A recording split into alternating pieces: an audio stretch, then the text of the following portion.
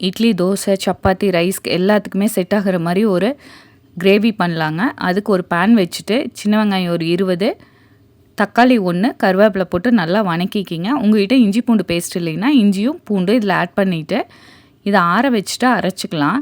நான் வேர்க்கடலை பச்சை வேர்க்கடலை உரித்து வச்சுருக்கேங்க. உங்கள்கிட்ட இல்லைன்னா காஞ்ச வேர்க்கடலையாக இருந்தால் ஒரு 4 மணி நேரம் ஊற வச்சு எடுத்துக்கோங்க. தேங்காய் அரை மூடி, நம்ம மல்லித்தூள் எல்லாம் சேர்ந்து அரைச்சி வச்சுருப்போம்ல, அதில் 2 ஸ்பூனு இஞ்சி பூண்டு பேஸ்ட்டு, நம்ம வதக்கி வச்சுருக்கிறத எல்லாம் சேர்த்து அரைச்சி வச்சுக்கலாம்.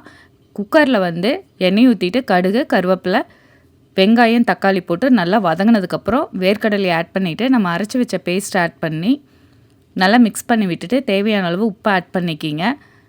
லிட்டை க்ளோஸ் பண்ணிவிட்டு ஒரு 10 விசில் விட்டு எடுத்தால் வீடே கம கமன்னு சூப்பராக ஒரு கிரேவி கிடச்சிருங்க.